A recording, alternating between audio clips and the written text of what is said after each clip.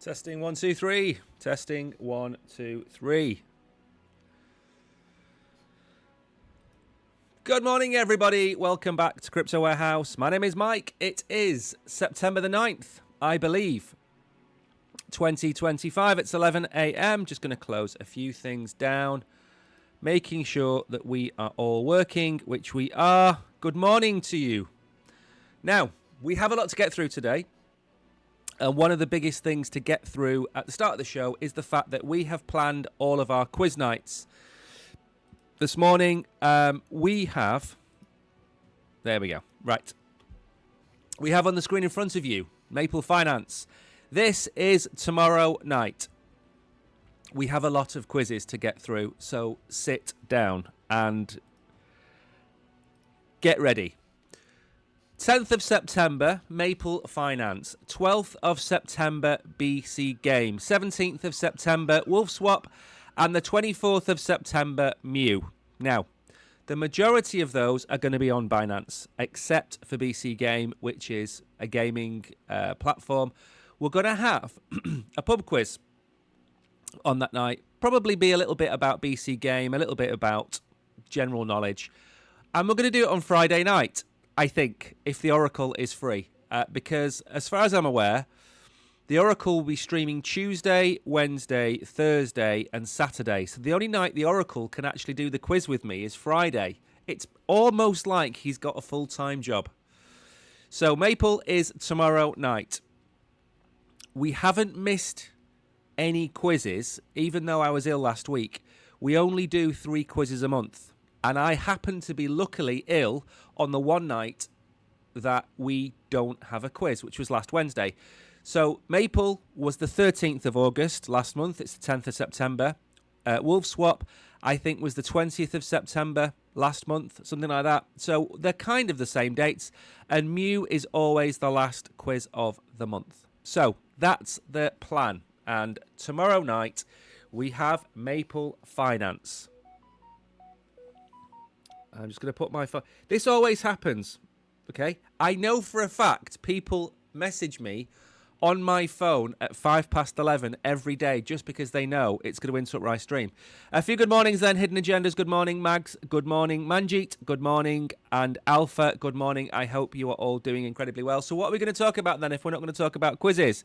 We have a lot to cover. In fact, I put a tweet out about this just to try and drum up some interest.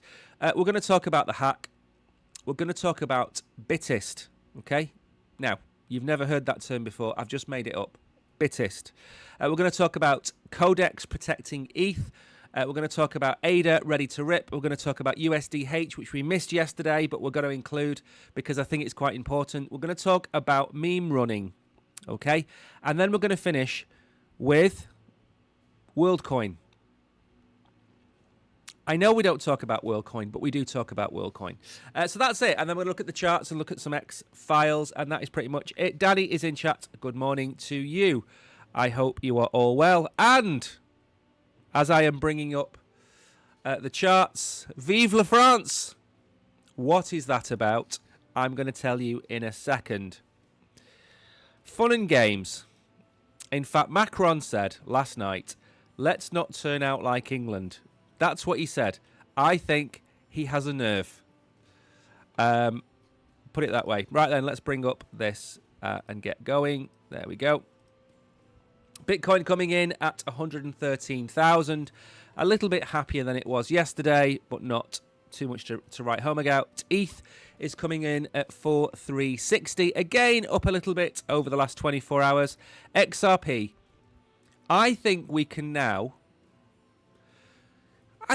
say that $3 is XRP's safe space. We have a safe space for Solana. We have one for ADA. I think XRP deserves its own safe space. Okay, and I think that's $3. Congratulations. The biggest gainer that has been all over crypto Twitter this morning is, of course, Solana, which is coming in at almost $220. Now, you know I like a good conspiracy theory. Roswell is a great conspiracy theory. Macron's wife is a great conspiracy theory. But look at the 7-day move of XRP and look at the 7-day move of Solana. 7.5 and 7.56. Okay? Now, this is a little bit like a Darren Brown magic trick. There's nothing anywhere near those two numbers, is there? No, there isn't. But out of my left sleeve, if I was wearing sleeves, which I'm not, out of my left sleeve, I am going to pull an XRP ETF. And out of my right sleeve, which again, I don't have any sleeves on, I'm going to pull my Solana ETF. Both of them are probably 5 weeks away from going live, 6 weeks away from going live, and if not live, being announced. We are talking about the middle of October, the beginning of October, sometime around that mark. And I said to you that you're going to see a run-up before the ETFs. Now, this isn't insider information. We don't need to get Alex Jones on the case. What we're talking about is the fact that everybody and their aunt knows that XRP and Solana are going to get an ETF. So what happens is they buy in preparation for the ETF. And as I have been saying all along, I think this is going to be a buy the rumor, sell the news event. I think Solana, we could see 250, 275 on Solana in the next few weeks, and then it could come crashing down when the ETF goes live. Same with XRP. XRP could run up to $4 or $5, or maybe not $5, $4, $3.75, and then come back down. Because, I mean, the ETFs are great. They are a huge vacuum cleaner for both of those coins. They will suck those coins, the tokens, it will drain them from exchanges, and that does take time. Look at Ethereum, look at Bitcoin. It's taken a long time for them to build up the supply that they've built up. So XRP and Solana, for me, they're the two coins to keep an eye on. Cardano is back almost at 90 cents. It's a good day.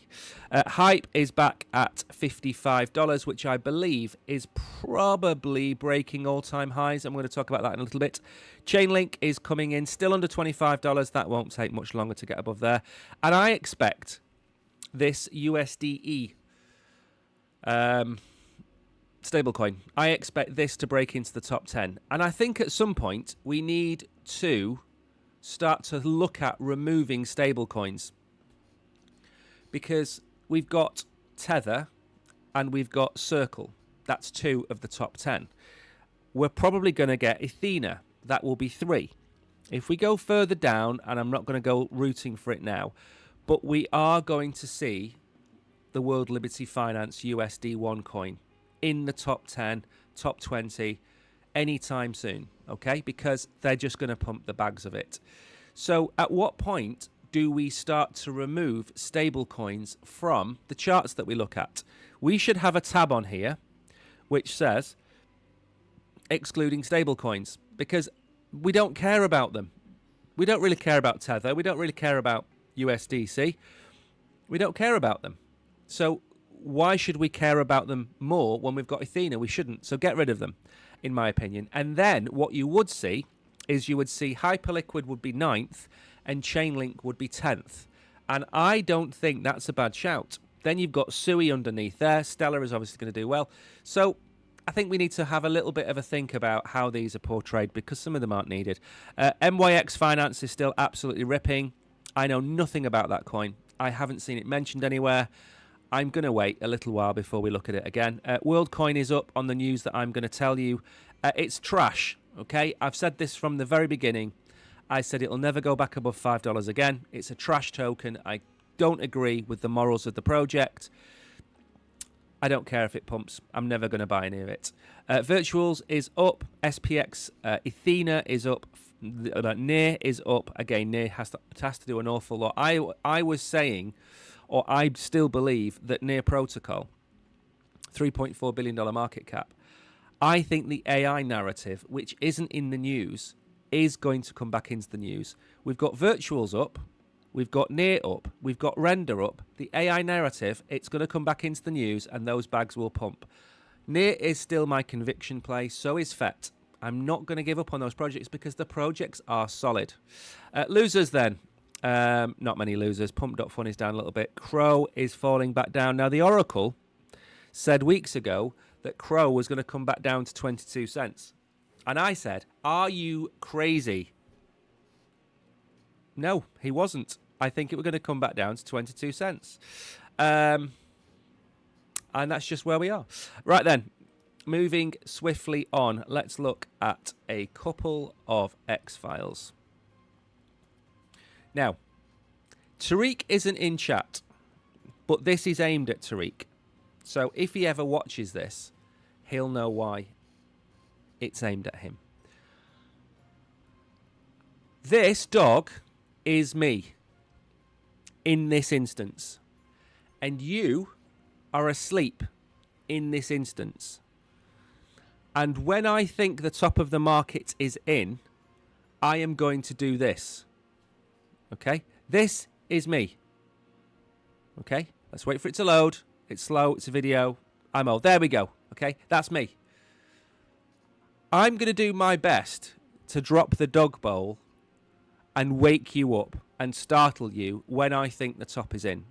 Now, I've called the top several times on several tokens in the last couple of months. Not because of my expert TA analysis, but because of the market sentiment around those coins. We called the top of Crow 2 weeks ago when it was at 34 cents, 33 cents, and I said it might go to 35 and then we'll have a retracement. It didn't go to 35, it went to 38 on a wick, but still closed at 35. And now we're back at 25, likely to go to 22. It's not about having knowledge in one particular field, it's how the market feels. We are going to have an almighty run. With these rate cuts, with the money printer being turned on, we're going to have an almighty run. And yes, I'm very likely to be wrong on my November the 24th top. Very likely to be wrong. But we are going to come down.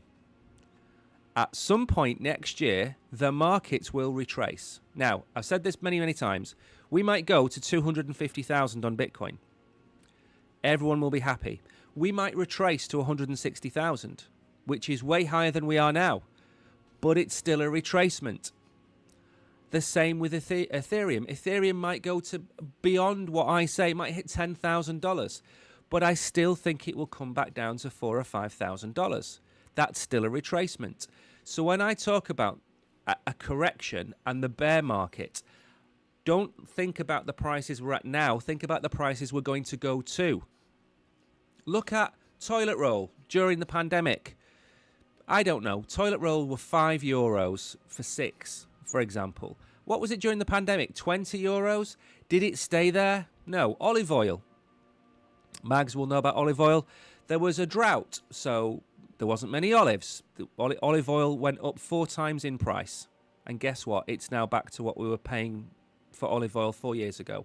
Chocolate the same. Coffee. Whatever you want to talk about. Supply and demand. At some point, we're going to get the blow off top. And it's a blow off top. And then we come back down. Just be aware, when I talk about a bear market, it's not from today's prices, it's from wherever we go. And we're very likely to come back down to somewhere maybe about where we are now on Bitcoin, maybe a little bit higher. Ethereum, we might come back down to where we are. This price that we're at now could very well be somewhere near the bottom of the bear market. So I'm not talking about Bitcoin going back to 50,000. If you don't get that, that's fine. But we do have cycles. Everybody keeps telling me the 4-year cycle is dead. The 4-year cycle is, believe it or not, tied to the American elections. 4 years. It's tied to many other things outside of Bitcoin. So when people say the 4-year cycle is dead, we have a 7-year cycle in stock markets. We have, a 15-year cycle in property. Everything has a cycle. The UK government, 4 years, although I don't think they're going to see out 4 years. Look at France. French government loses confidence vote by massive majority, 364 to 194. They're all going to go on strike today because that is the national pastime of the French. Okay? If you were to sum up the French in 2 words, it would be strikes and surrender. I don't make the rules, just tell you what the facts are. I hope they get that sorted out because without a government, they will be in big trouble. Bitcoin, again, I've not put anything by Dan up for a little while, but we're not going to cover a lot of Bitcoin today, so I thought I'd put this in. No changes for me. We still wait patiently for strength to be shown or a flush lower. Most alts are much more interesting during this time as Bitcoin chops around. Just sticking with my spot hold. Again, it's so over. We're all rich.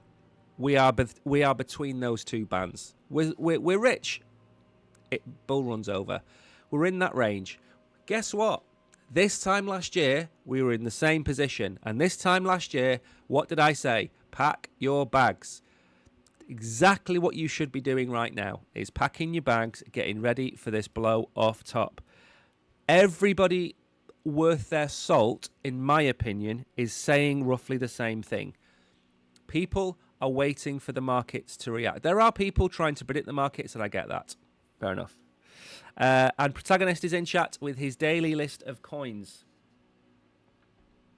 Algorand to relocate headquarters to the United States. That is a big move. Quite a few companies are doing that because I believe that there is a tax incentive to do it, which hasn't been announced yet. And that tax incentive is going to be something to do with the fact that I think Trump's trying to work away. So if a cryptocurrency is based in America, then there's no income tax or capital sales or whatever it's called in America on those trades. That hasn't been announced yet. I don't know why I included this. I thought it was funny. My crypto account, great big roaring dragon. My fiat account, little tiny 6-character pixel. And then finally, Chainlink, again, one of the other convictions that we've had on this channel for 3 years, bar none. Chainlink is working with governments, central banks and regulators to help align blockchain transactions with existing legal frameworks. Sergey Nazarov on how this enables the majority of the world's capital to move on-chain. Now, what I will say is there are heroes in crypto and there are false idols in crypto. And false idols, you can spot them a mile away. They are in my opinion, the Willy Woos, the Rich Dad Poor Dad, even the Michael Saylors are false idols, in my opinion. Saylor, in time, may end up not being a false idol.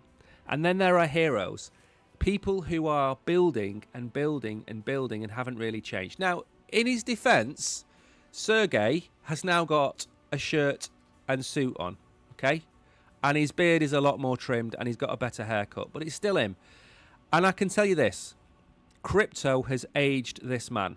He is a lot older looking than he did 2 or 3 years ago.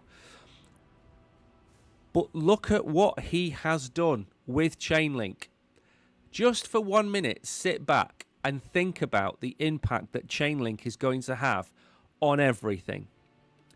Whether it be on-ramps, off-ramps, cross-blockchains with CCIP, whether it be the data reporting on traditional stocks, bringing that on to Web3, whether it be allowing the prices of different crypto assets on Ethereum, for example, to be displayed on Solana. He's done all of this. And there were people 3 or 4 years ago that doubted this man. And he had a vision, and he is seeing that vision through. And Chainlink is going to be one of the most valuable blockchain companies in the world, bar none. Okay? Now, I would put him in the same category as Cisco. You don't probably care about Cisco. You don't know a lot about Cisco. It's not sexy. It used to have 97% market share. But everything ran on Cisco. Everything will run on Chainlink because it's the easiest solution and the best solution. And what they do is they take the tiniest transaction from everything that goes through them. And when you add up millions upon millions and millions upon millions of transactions on a daily basis, that's worth a fortune. And he is going to create their own Chainlink treasury where they will use some of their funds to go out and buy Chainlink. And guess what? Chainlink will never be $23.83 ever again after he has finished and they have finished. It is going to be a very, very valuable project, in my opinion. And that's what this is. Remember, everybody, this is just my opinion. Good morning, Bullish Bull. I hope you are well. Right then, let's move on. Enough of the French. Bias against Bitcoin. Bitist, as I have coined it. Analysts compare strategies, S&P 500 exclusions, the previous Tesla, and Facebook snubs. Now, do you know how the S&P 500 works? Most of you are shaking your heads, which is fine because I can't see you. The S&P, I was under the impression, was a group of analysts that would sit around and discuss in an open forum how and when something should be added to the S&P 500. That is not the case. You may have heard the word cabal before. The S&P 500 is a cabal. It's a group of people, I think there's 12, maybe there's 11, and they basically decide which of their old boys need to have their bags pumped. And then they decide, based on the size of their bags, what they should be adding to the S&P 500. Strategy ticks all of the boxes to be in the S&P 500, but so do lots of other companies. Robinhood also ticked all the boxes. In the past, as it's just mentioned, the likes of Facebook were excluded for a long time. Tesla unexpectedly missed the cut in September 2020, while Facebook had to wait over a year as one of the largest companies in the US. It's a cabal. They decide. This is what's wrong, in my opinion, with the majority of the financial markets. It's not a case of we need to get rid of all the old people because they're all fuddy-duddies. It's like the old boys network. They decide based on who they go and have old fashions with on what appears in the S&P 500. My friends, it's 2025. We've gone past the point where the Earl of Rochester decides whether Facebook or Tesla is admitted to the S&P 500. Okay? This is no longer rich man's monopoly. This is a game that everybody can play, and that's what I fear they don't understand. The S&P is supposedly the top 500 companies in America. That's what you would think. So I imagine you're sitting there thinking, wow, well, it's clearly based on market cap of the top 500 companies, and that's how it works. The FTSE in the UK, the 100 companies, you would imagine it's the top 100 companies by market cap. It isn't. It's a membership. So the FTSE 100 can have companies in it with lower market caps than, say, the 110th or the 105th company. It doesn't stay like that. Over time, clearly, some companies move up and some companies move down. Of course they do. But why is it important? Because we don't need to read any more of this. Why is it important? Because if you go and buy a tracker fund, so you go to Vanguard and you say, right, I want the Vanguard S&P 500 fund. I'm going to put $100,000 into it. That will then go and buy $100,000 worth of the S&P 500. And then if you and another million people do the same thing, well, that's you and another million people buying all of the shares of the top 500 companies. So MicroStrategy, the share price will go up 25% because it's in the S&P fund. Now, when you leave the S&P 500, the opposite happens, and everybody's S&P 500 allocation in your company goes because you're not in it anymore. So it's there for a reason. It makes your company more valuable and it makes it more desirable. And that's why it's important. But it's an old boys network. And until we get that fixed, we're going to end up with Nancy Pelosi style traders all over the place. So again, nothing is nice in this world. Everything has an angle. Crypto users warned, stop transacting as massive exploit threatens apps and wallets. Security experts are advising crypto users to be very careful as a large-scale supply chain exploit could be used to swipe funds. Now, this has been resolved, so what is in here is not important. But basically what it did was it targeted JavaScript, which is a language that's used by a lot of Web3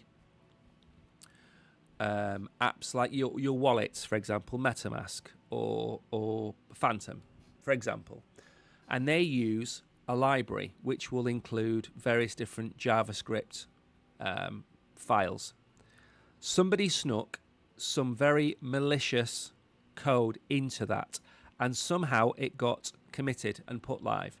Then all of the companies around the world used that code, updated their software, updated their programs, and then that malicious code was in there. Now, somebody said it was a million or a billion, sorry. Somebody said it was 2 billion. Charles Guillemet from Ledger was the one that announced it. And basically, some people were, I think they made off with $440. It wasn't that big an exploit. But none of this is important until it is.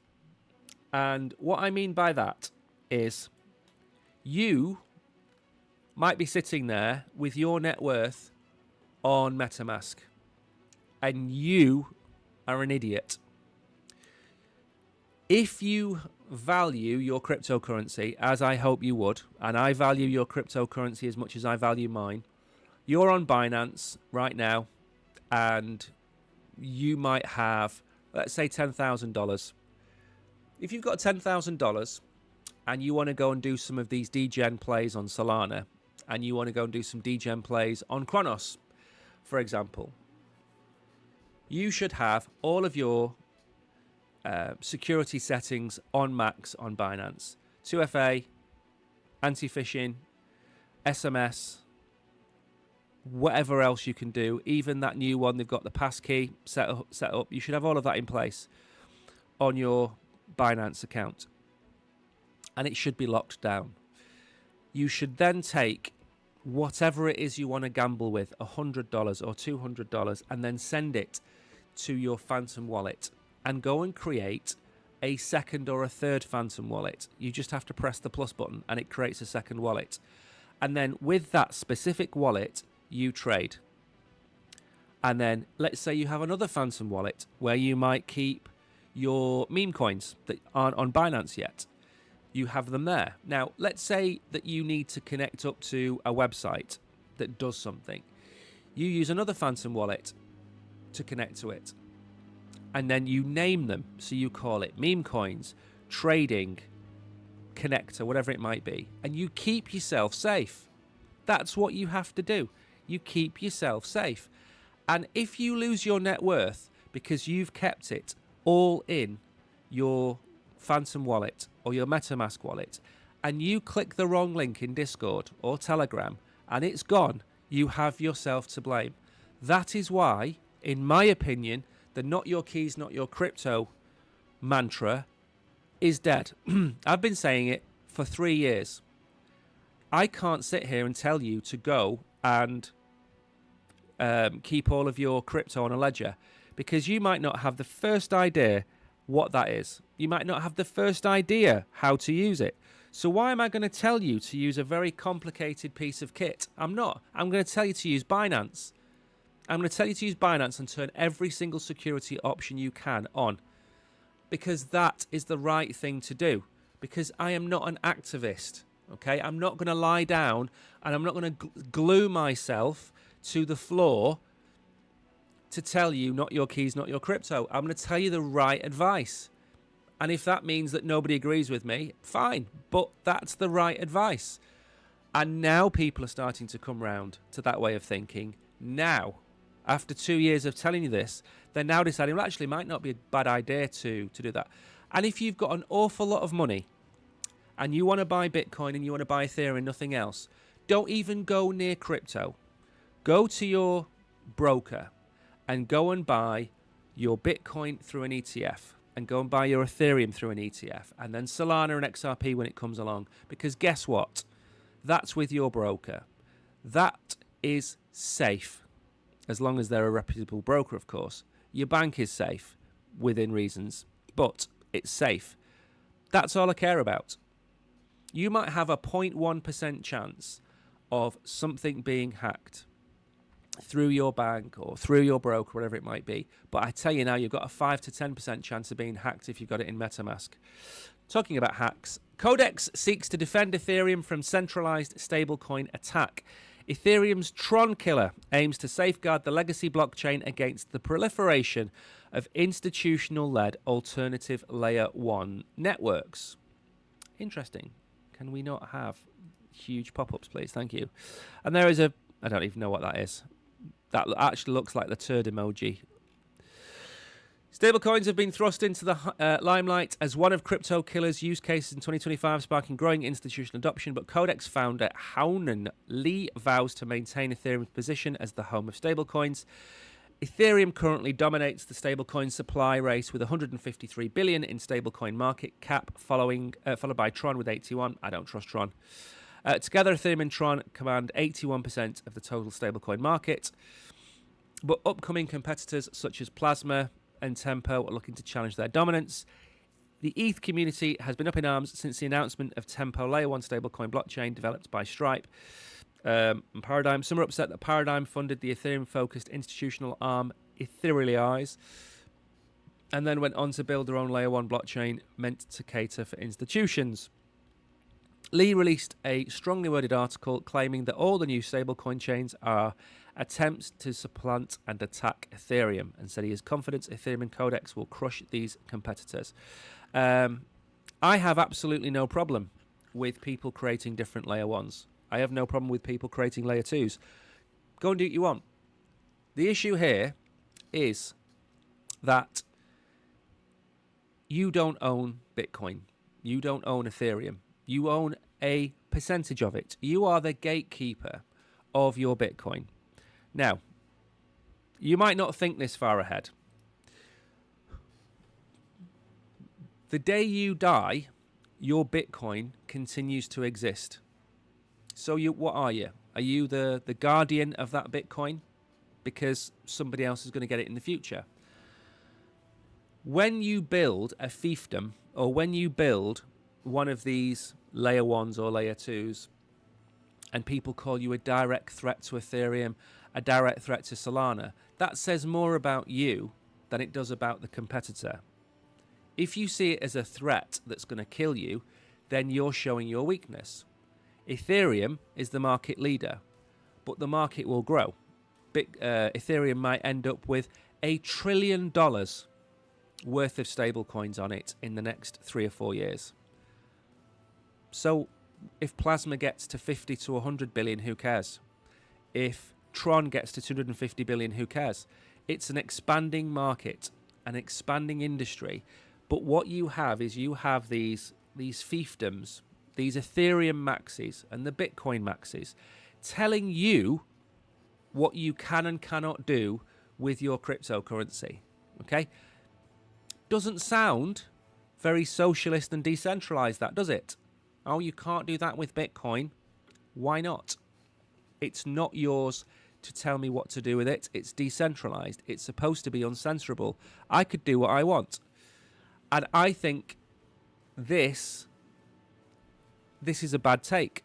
I'm not saying that Codex aren't trying to get the headlines, aren't trying to get eyes on them, because I'd never heard of them before this. I'm not saying any of that. But the other argument I would have here is that I think people need to understand the difference, or I think people's understanding of what centralized and decentralized is. We're going to go full screen. We've not done this for a while. If I said to you, what does decentralized mean? The majority of you would think in terms of Bitcoin. The miners are spread across the world. Nobody's in control of it. And Bitcoin is uncensorable. So no one government can close it down. That's what you would think. And off the back of that, you might then think that Ethereum is decentralized, or Solana is decentralized, or Kronos, or anything you want is decentralized. And you might think, oh, well, they're just like Bitcoin. They're nothing like Bitcoin. Solana has centralized control. Ethereum has centralized control. XRP isn't actually. What is XRP? It's not even. It is a cryptocurrency. Clearly, it's a cryptocurrency. But it's the least decentralized cryptocurrency out there. The closest you get is maybe Cardano, but each of them has a foundation. The Ethereum Foundation, the Solana Foundation, the Cardano Foundation. Who runs the network? They do. So nothing is decentralized. There are a group of programmers and a group of people that put forward performance improvements for Bitcoin. There are a group of people that do for Ethereum. This idea that we've got some network that exists in the world that nobody has any control over is wrong. Who pays the wages of the Bitcoin developers? Who maintains the domain names for Ethereum? Who's developing the mobile phone on Solana? Everything is centralized to some degree. Black and white doesn't exist in crypto. To some degree, things are more centralized than the other. Cardano is more decentralized in its power than, for example, Solana. That's just how it works. And if we're going to do the black and white analogy, XRP is probably the least decentralized and the most centralized blockchain out there. And then at the other end, you've got Bitcoin, and everything else sits in the middle. So when you think of decentralized, oh, you know, it's autonomous. It doesn't have anybody controlling it. They all do. They all do. So when you see this, defending Ethereum from centralized stablecoin attack, the only thing that's decentralized on Ethereum are the nodes. That's it. Same with Solana. The nodes are decentralized. But proof of stake is proof of wealth. So if I had 53% of the vote on Solana, for example, 55, whatever it might be, you don't need that much, but for argument's sake, and I said, right, I want to basically give every single person on Solana 15% APR on their Solana from tomorrow onwards, or whenever the poll begins, you wouldn't be able to stop me because I have the vote. If I go onto the Ethereum network and I am BlackRock and I say, right, I want to increase Ethereum's staking rewards to 5%, and BlackRock has 25% of the vote. Normally, you get anywhere between 20 and 60% of people voting. So no one's going to vote against BlackRock. Everything will get passed.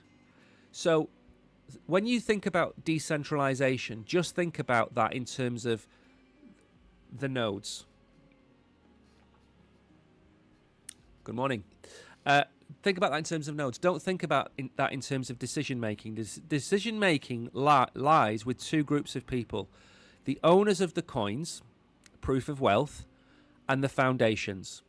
And that's it. Vitalik is still the man in charge of Ethereum. Anatoly is still the man in charge of Solana. The only person who's really relinquished his power is Charles Hoskinson. He is no longer in charge of the Cardano Foundation. IOHK handed over the keys a year ago.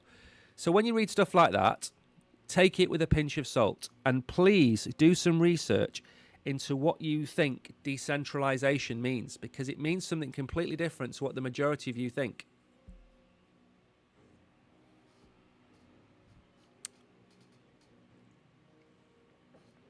Now, I did promise that I'd have a quick look at the Ethereum chart today to see if we were in a range. And we appear to be in a range. Okay? Now, obviously, we can talk as much as we want about these ranges, and we can hypothesize as much as we want. But I think, for me, the most glaring line on that chart is the one I have just drawn there. $3,400 is the support line from the beginning of August, 4 weeks ago, 5 weeks ago. It's also the top of the bull market support band. So if we correct, and I'm not saying we're going to correct, but if we correct, I would expect us to find some level of support here, which is 3.8, and then if we don't, then I expect us to find support at 3,400 if we come down. And again, I cannot predict the future. On the other end of this, we would be looking at $5,000, which also is convenient. So, there are your two lines. I'm going to sit on the fence for this one because I don't know where we're going to go. I don't know. The CPI data coming in Thursday, which is, so it's Wednesday tomorrow. Wednesday and Thursday we're getting the data. We're going to go to 3,400 over the next month, or we're going to go to 5,000. Okay, we're going to have another run at the all-time high. That's it. They're my two choices. And again, they're the extremes as well. So the extreme end, 5,000. The extreme end, 3,400. And again, with Ethereum, what we could do is we could do that and then run that into October, back down to pretty much where we are now. So maybe we come down to the bull market support band, 3,400. I think we haven't been at the bull market support band since we broke up into it and held it as support in June. And since then, we've been in a pretty decent move. So I would say one of those two things are not optional, are more likely. I think another run at 5,000 would be good, and maybe that gets tied into the Ethereum staking. I don't know if you remember me saying that once we get Ethereum staking, we're going to break $4,000 and never look back. And we did break $4,000 and we've never looked back, but it wasn't because of the staking. So part of me wants to claim moral victory, but part of me realizes we still don't have. Why have they taken that down? That was a really good article. Okay. This was basically about ADA moving to the upside. You know what? We'll just look at the ADA chart, shall we? We'll look at the ADA chart. Do we have a lot of time on to talk about this kind of stuff? 11:40. And we've got look at that. 9th of September has pushed everything down. Oh, it's so messed up all my things, hasn't it? Right, hang on. I've got an idea. Hype. Yeah, we're going to look at Hype. in a very short moment. Let's go and look at ADA first. Basically, it's talking about, or the article was talking about, the next move up for ADA and where it could go. And I think what we're going to do is have a quick look. Now, I haven't looked at Cardano in an age.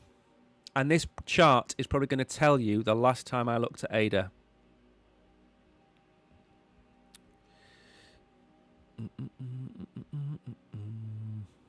Yep, I haven't looked at ADA in a very, very long time. Let's get rid of that. So, give me a second to work. You know what? We'll get rid of that. There we go. Do you know that Oracle? That Oracle, he messes with these lines every day. I have no idea why he does that. Right, hang on a second.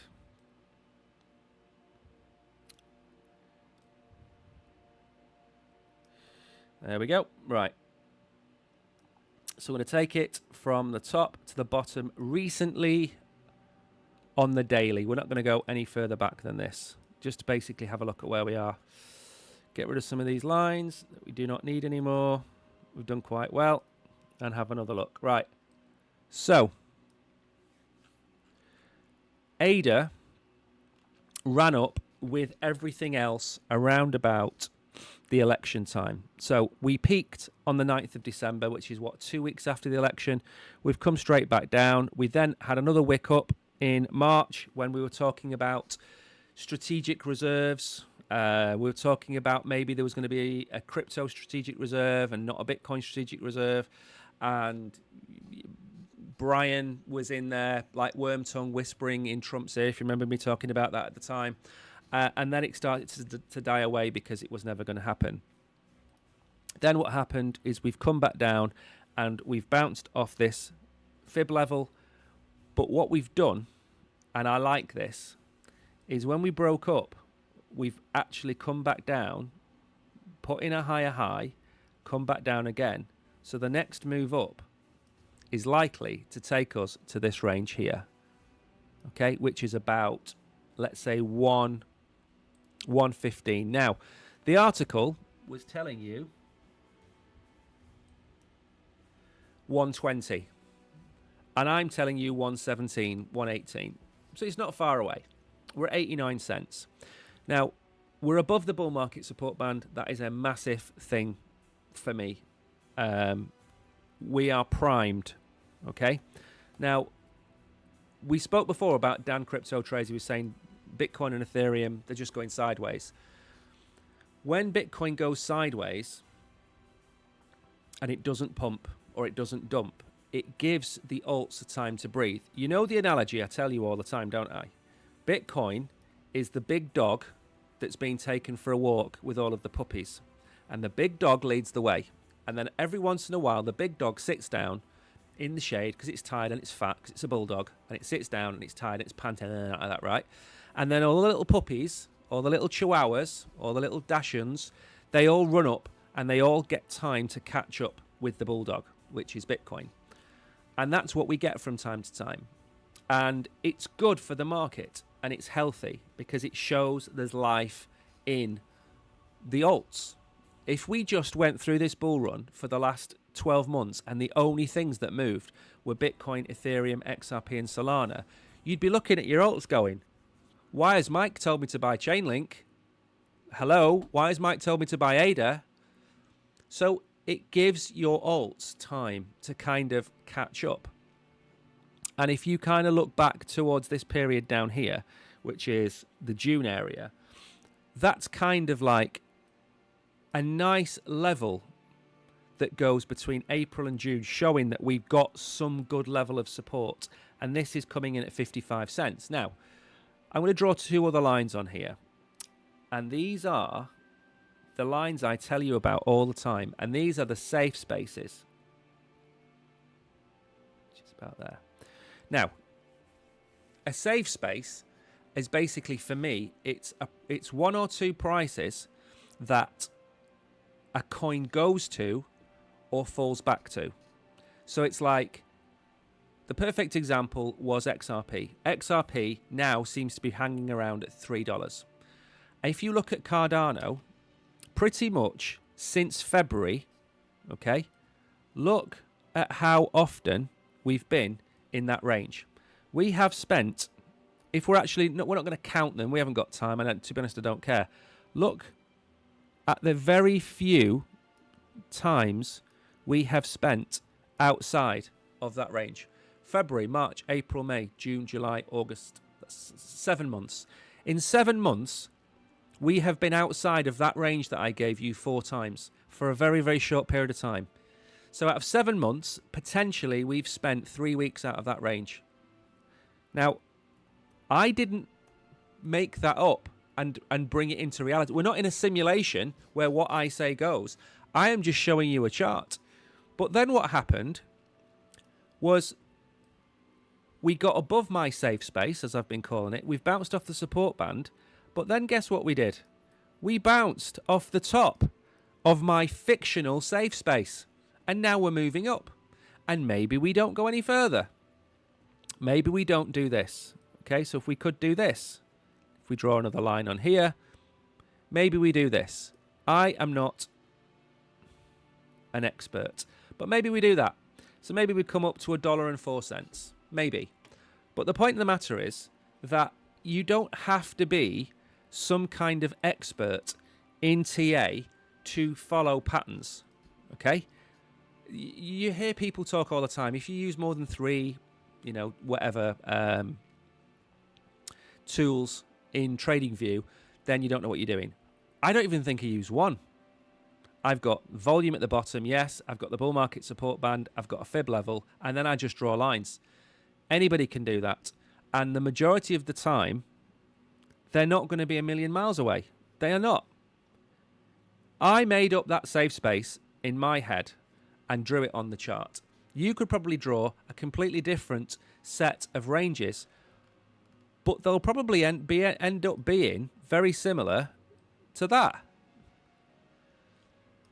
And I don't think that's a bad shout. I don't think 60 to 80 cents, which is what I have been saying for months, I don't think that's been a bad shout. If you look at that chart there, it's pretty much what I've been saying. But like I said, I don't sit here and spend hours looking at Cardano or Ethereum or XRP. I just look at the ranges that a coin sits in. And that is all I do. And I call them safe spaces. It goes to its comfort zone. If you want to call it that, it's a comfort zone. I prefer safe spaces because it makes me think of a funny guy that was on the TV. Anyway, should we move on and talk about this? This is the big one. Paxos proposes USDH stablecoin to power Hyperliquid ecosystem. Now, this is pretty interesting. I was reading about this today. So the long and short of it is there are about 6 stablecoins that want to work with Hyperliquid's ecosystem.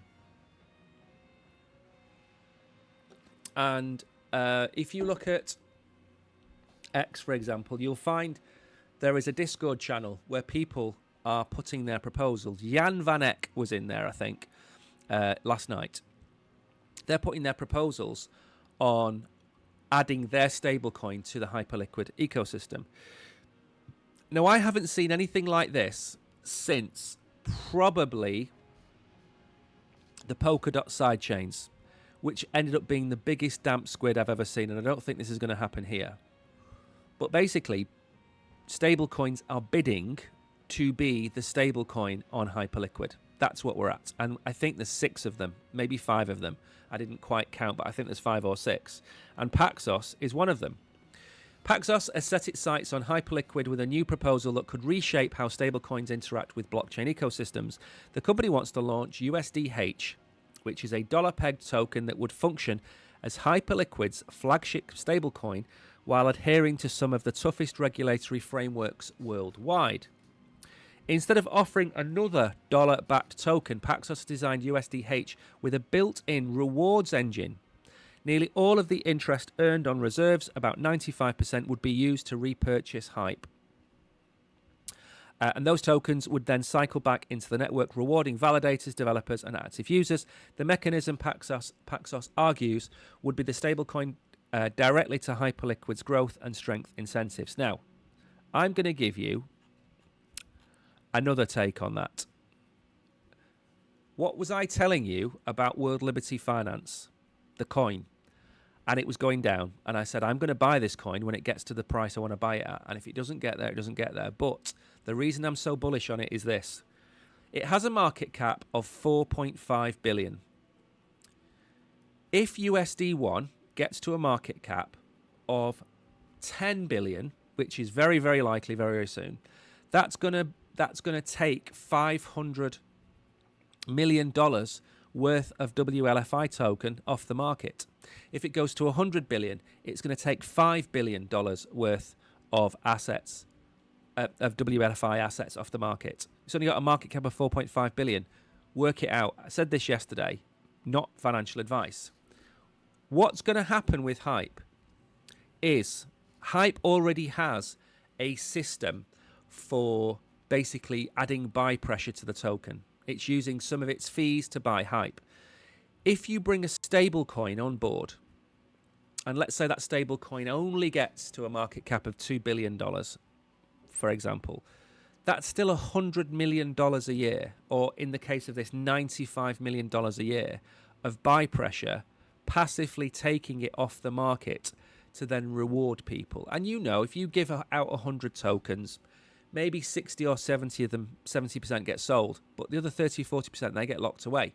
So it's basically taking 100 out of the market and then expecting 60 to go back in. So there's a net positive there. So I think this play by stablecoins is genius. They make so much money. Tether and Circle make so much money. And I think Paxos makes a lot of money. It's got Paxos Gold. It's got other coins. It's an issuer of stablecoins itself.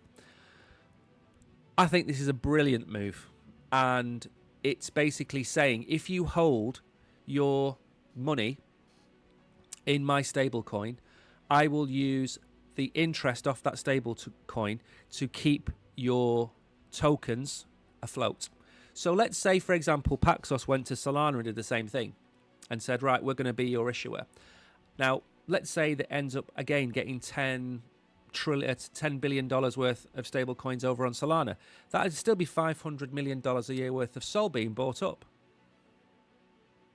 What would stop, for example, Paxos saying, if you hold $100,000 in Paxos USDH on the Hype platform, we will airdrop you 5% a year in Hype tokens. There's nothing stopping them from doing that. And it's a great play. Okay, dual yield, I have talked about before. And staking X, earning Y, I have talked about before. So what do I mean by that? I mean staking Solana and earning Bitcoin. Staking ADA and earning XRP. Staking USDH and earning Hype. Now, would I, for example, let's say I am on Binance, and the offer is, if you hold USDH on Binance, you are rewarded with Hype tokens, 5% a year in Hype tokens. Would that incentivize me to hold USDH? Yes, absolutely.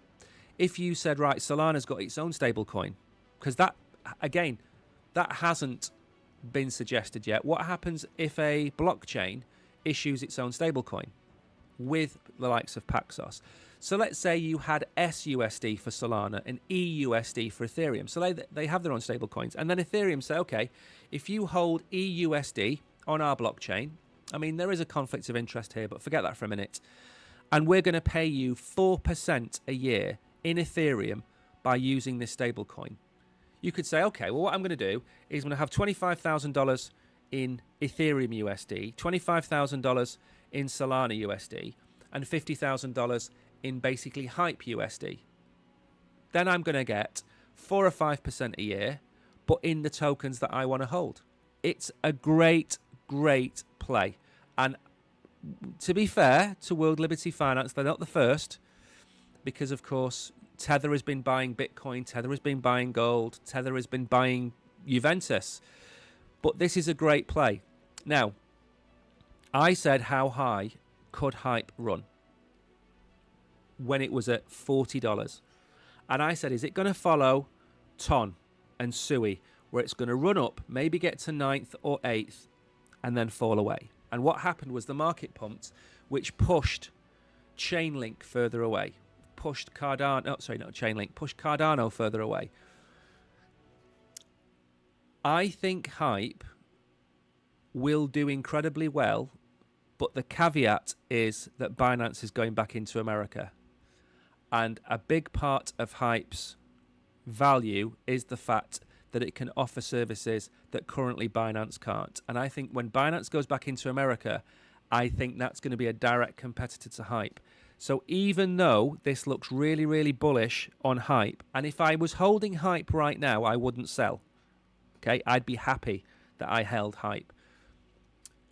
The VC NFT project that I'm in, they bought hype at $23, $22, something like that. I'm not buying it at $50, which means I've missed the boat. But I don't care. You can't hold everything. I keep saying this. You can't hold everything. If you've got hype, brilliant.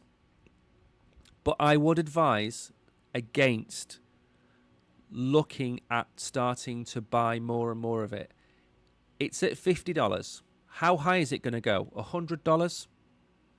Maybe? Is it going to go to $200?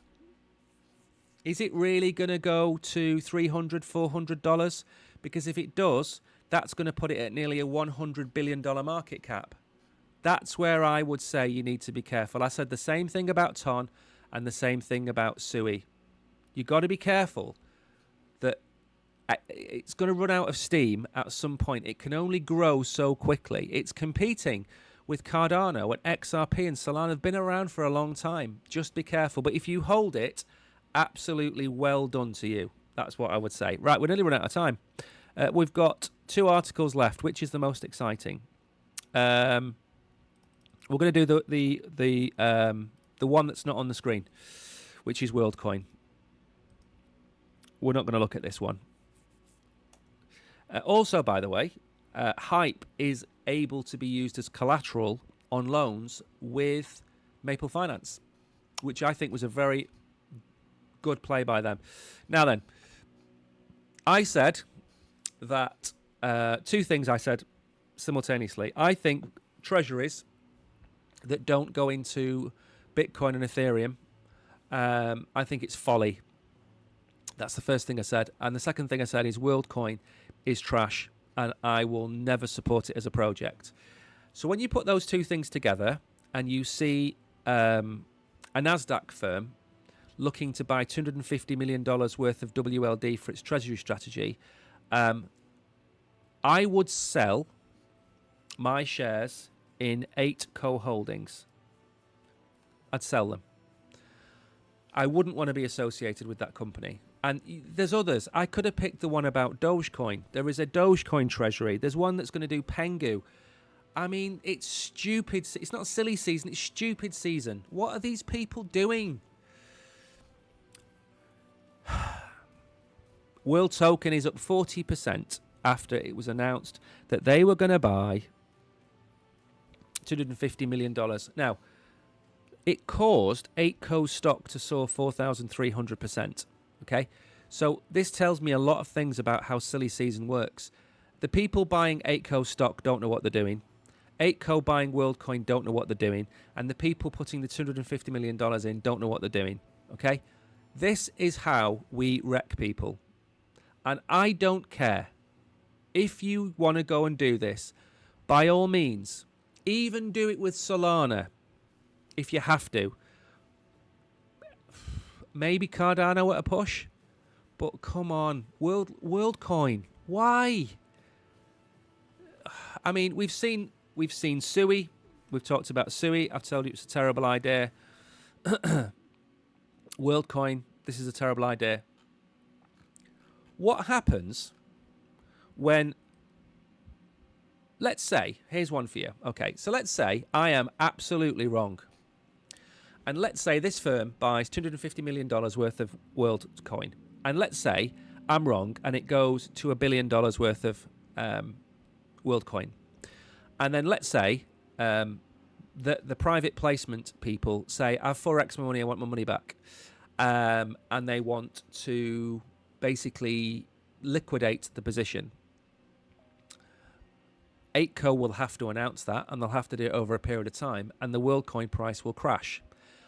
In the other direction, let's say that $250 million becomes $125 million because WorldCoin is crashing in the bear market next year.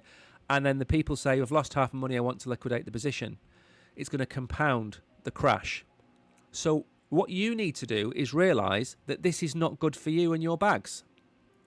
And if you bought WorldCoin at, I don't know, 50 cents and it's now worth $1.80, I would strongly advise looking at taking profits out of this move.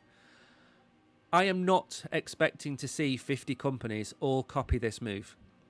And I said this a few weeks ago, and I'll say it again.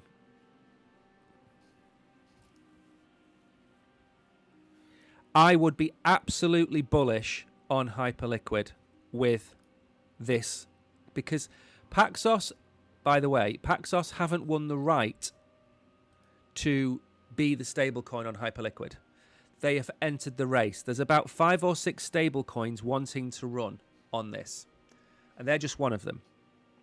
I am very bullish on that scenario where a stable coin uses its profits to buy hype. Yes, I'm massively bullish on it.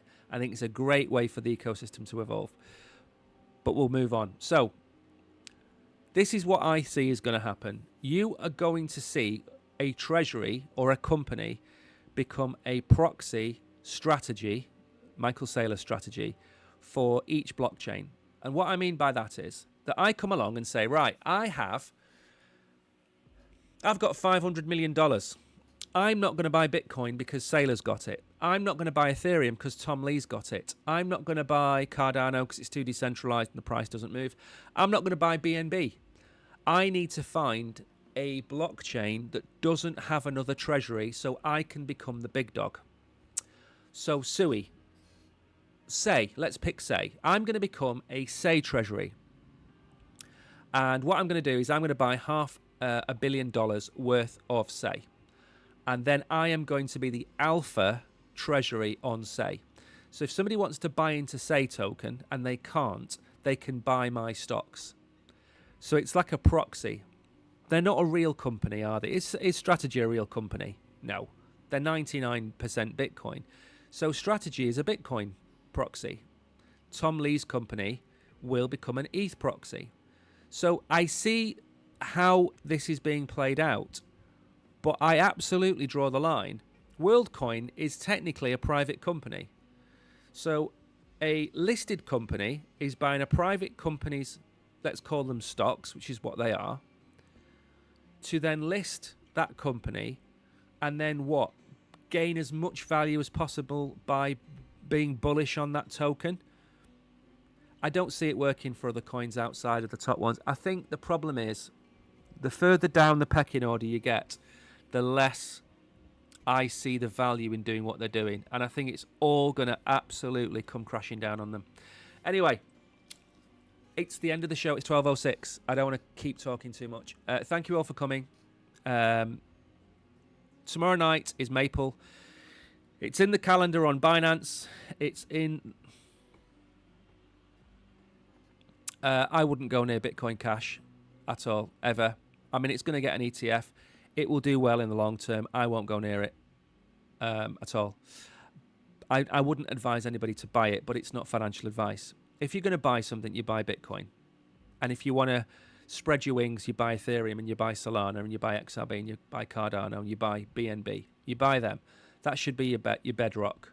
And then after that, when you've got enough of all of those, that's when you start to branch out, in my opinion. I see a lot of people who have portfolios which make me shudder. And they're high-risk portfolios. And when you hear people say, I have my entire net worth in Crow, I cringe. Because they post it as if they should be proud of it. It's like when you watch quiz shows, game shows on TV. People laugh at how stupid they are. You know, what's the capital of England?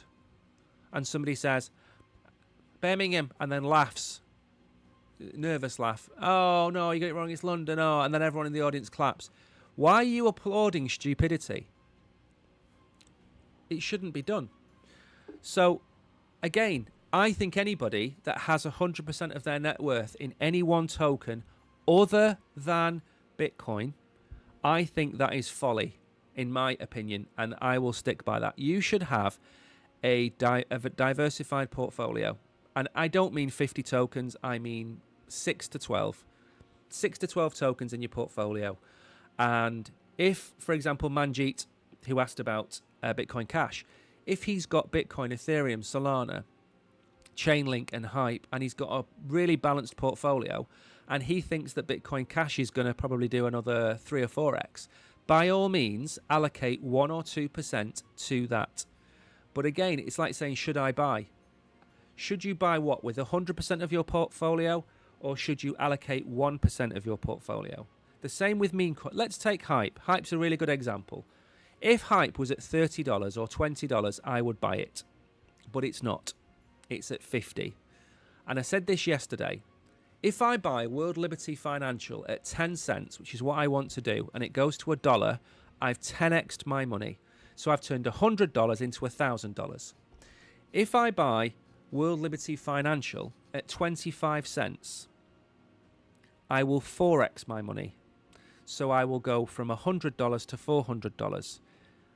Can you see how big a difference that is? My return is $1,000 if I get it at 10 cents. And it's $400, not my return. My total is $400. It's 2.5 times the size. So getting into the coins at the right price is as important as getting out at the right price. And that's why we keep telling you to pack your bags. I think Hype, let's say Hype goes to $100. That's a 95% gain from here.